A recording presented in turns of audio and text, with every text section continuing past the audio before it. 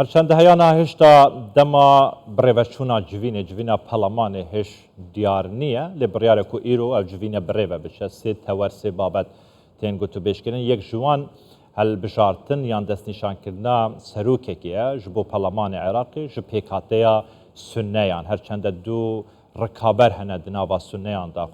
خۆ هەلبژات یا خۆ کاندید کرێ ji بۆ vê çendê vî postey bi dest bixin û babetê duê jî babetê dirêjkirina dema endamên komisyonê ne û babetê sê jî babetê vê yekê li ser roja Xedîr ya mijin cejna Xedîrek ku şîayan daxwaz kiriye ev roja bikine pişû û giringiyê pê bidin. Derbarê civîna îro ya Parlemanê Iraqê gotûbêjekê digel berez Şêrwan Dûberdanî parlamentarê partî li Parlemanê Iraqê di nava hola an bijin avahiyê Parlamentoya Iraqê dikin. Berez Dûberdanî tu bi xêratî ji bo Kurdistan 24 sereta ba bizanîn keşekey nav Parleman çûn e keşeke îcabiye pêtwaye kobûneweke bikirêtin lem kobûneweyê da îtir serokek helbijêdirêtin bo sunnekan keçî kibirkî tundiyan heye ta êsta yani xuyan li yeklayî kirdûtewe yan hawpeymanî çarçîwey şîa xuyan yeklayî kirdûtewe deng be kamela bidirêtin yan Kurd deng be kamela bidirêtin em babetê yeklayî kirayîtewe yan ne be şêwekî giştî keşekey nav Parleman çûn e. Berez Dûberdanî careka din ez pirsa xwe dubare dikim keş û hewayê di nava parlamentoyê da çawa ye keşeke îcabî ye yani meyldarê vê yekê ku civîn bi rêve biçe ev babet hatiye hesim kirin ku îro serokekî nû ji bo parlamentoyê bê helbijatin ji sunneyan beriya niha çarçîveya hemahengî îtar tensîqî seqfekî zemenî danabû ji bo sunneyan ku divê dema hefteyekê de ev babete bê tê yeklayî kirin. Îro yani zemîne sazî hatiye kirin ji bo vê çendê ku serokekê nû kandîdek yek ji wan kandîda bibe serokekê nû yani hem çarçêveya hemahengî hem Kurdan hem Sunan xwe yek alî kiriye bo vî babetê.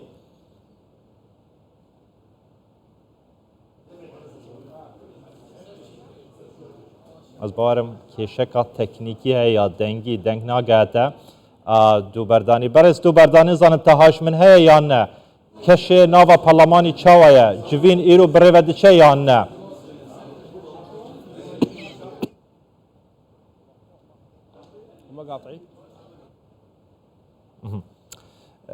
Dibe kêşeyek hebîtin dengê min temametî nagehîte Berez Dûberdanî ku li nava avahiyê Parlamentoya Iraqê de îtir babet îro germ e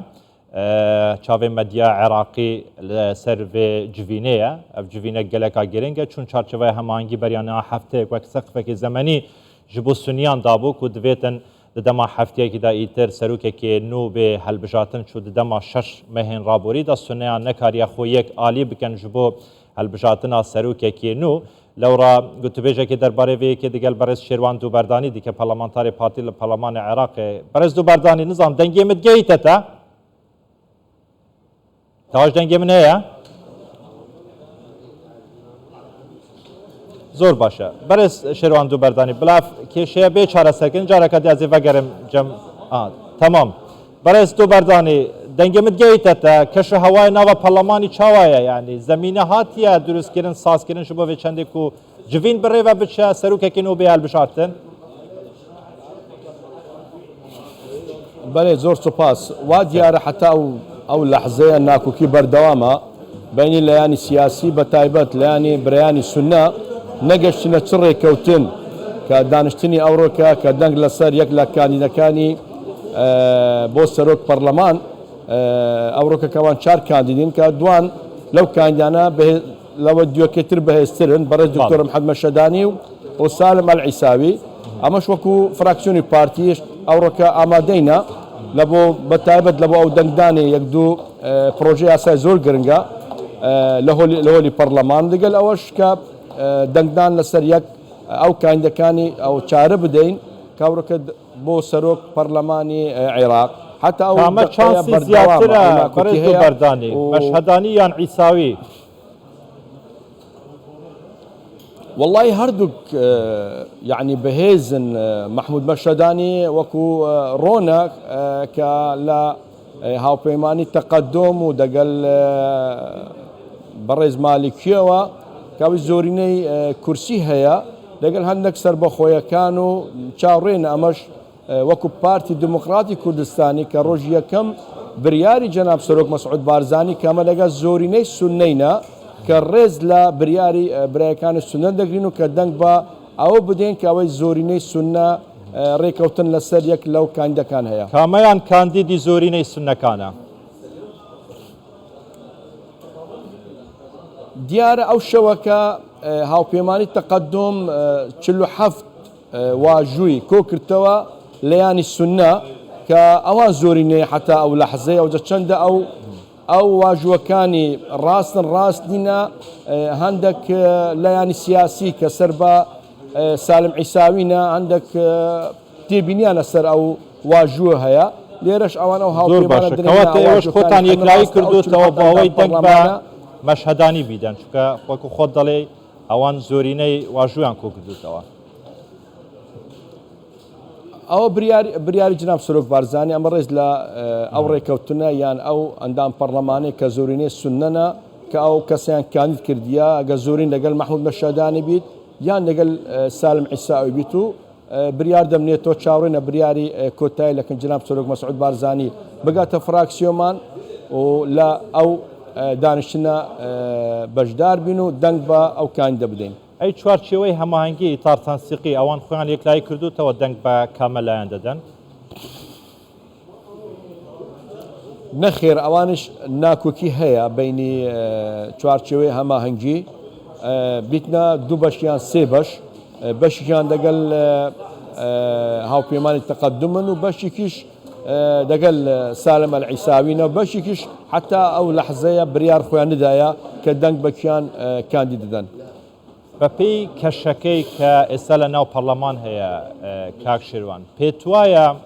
کوبوونەوەکە ئیجابی بێتن سەرۆکێک هەڵبژێدرێتن یاخۆت ئەم ناکۆکیانە بەردەوام دەبێتن؟ واللهی بەردەوام دەوێت ئەو ناکۆکیە لەبەر ململانێک زۆر بەهێزە بینی هەردوو لایانی سونە بەڕێز حەلبۆسی و بەڕێز شێخ خەمیس خەنجەر هەردووک وەکو قوتب لای سونە ململانێکی زۆر بەهێزە بۆ ئەوەی لەبەر هەربژانیی پەرلەمان خۆلی شەشەم با بلێن ئەوەش ئەو ناکۆکیە ئەو ململانەیە کە هەیە ئەوان خۆیان ئامادە دەکەن بۆ هەڵبژاردننی دابێت کە بتوانن کیان لەو بەڕێزانە کۆنتترۆلی پارێزگەکانی سونە بکەن چه ئەمباربی سەلاحەدینبی نینەوە بیت ئەوە زۆرتر ئەو ناکۆکیە ئەو ململانەیە لەسەر کۆنتترۆلی ناوچەکانی سونەیە. جگە لە فراکسیۆنی پارتی وەکو کورد فراکسیۆنە کوردیەکان خۆتان یەکلای کردوتەوە یاخود بڵێن کودەنگیەک هەیە لەسەر ئەم پرسەیە یان هەر یەکە و لە ئاوازێکە؟ نەخێر هەر کەسێک و حتا و دەقێت چ کۆبوون نەکرایە کۆبوونەوەی بابنێ فراکسیۆنە کوردستانی پێکەوە برایانی یەکەتیەوانش لای چوارچێوە نێزیکترن لەگەل بریاری وان دەچین ئەمە چاوڕێنە دەگەل بریاری زۆرینەی سونەینا ئەوەی دیکەت نزانین واللهی نەوێ نوێ یان یەکگرتویان کۆمەڵ بریاریان چی ئاگامە لێ نییە. زۆر باشە. سەبارەت بە پرسی دووەم کاک شێروان کە پرۆژە یاسای درێژکردنەوەی کاتی یاخود بڵێن تەمەنی ئەندامانی کۆمسیۆنە ئەم پرۆژە یاسایە چ ئامادەکاریەکی بۆ کراوە پێت وایە کۆدەنگیەکی کورد لەسەر ئەم بابەتە هەیە لایەنە شیعەکە چی دەڵێتن؟ بەڵێ ئەو ڕێکەوتنە سیاسی کرایە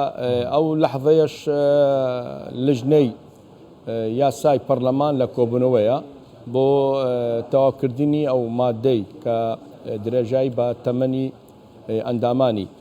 کۆمسیۆنی باڵای سربەخۆی عێراق بۆ 6 مانگ بەردەوام لێ تۆڕەکە خوێندنی دوانەم و گفتوگۆ لەسەر دێتەکردن. وەکو پرسیاری پێشتر دیسان دووبارە دەکەمەوە کودەنگیەک لە ناو کورد فراکسیۆنە کوردیەکان هەیە لەسەر ئەم بابەتە؟ بەڵێ ئشارەتم پێدا ڕێکەوتنیشی سیاسی یعنی سیاسی کوردی سونی شیعی لەسەر ئەو بابەتە هەیە خوێندنی یەکەم تەواو کردی ئەوڕۆکە خوێندنی دوانەمە وەکو پەیڕەوی ناخۆی دوای 72 سەعات دەنگ لەسەر ئەو درێژە بە تەمەنی ئەندامانی کۆمسیۆنی باڵای سربەخۆ دەین. تاکەی کاتەکەی درێژ دەکەنەوە لەسەر ئەمە کرایە ڕێکەوتنی سیاسی لەمە باس کرایە؟ بەڵێ 6 مانگ کە لە یاساکە هاتیە 54 مانگە ئەمە 6 مانگیکە درێژە دەدەین کە لەبتە 6 مانگ بە درێژەی تەمەنی ئەندامانی کۆمسیۆن 6 مانگیکە لە هەفت کۆتایی بەو کۆمسیۆنە دێت 6 مانگیکە درێژە دەین. ئەم ڕێککەوتنە چۆنچۆنی ئەم ڕێککەوتنە سیاسی کرایە لەسەر درێژکردنەوەی تەمەنی ئەندامانی کۆمسیۆن ئەکرێ بۆمان باسکەیت؟ والله ئەو ڕێککەوتنە کرایە ڕاستی وەکو یعنی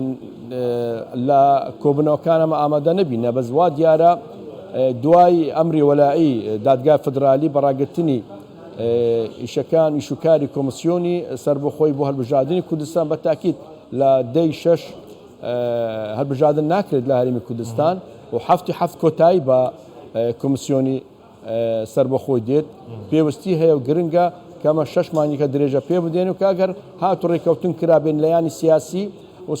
سەرۆک هەرێم بریاری نوێ بدات بۆ ڕۆژێک دیکە نیشان بکرێت و سەر هەڵبژاردننی هەرێمی کوردستان کە بتوانێت کۆمسیۆن ئیش و کارخۆی بگرێت حتا ئەو کاتە. زۆر باشە کاک شێروان ببوورە بەڵام لە درێژکردنەوەی ئەندامانی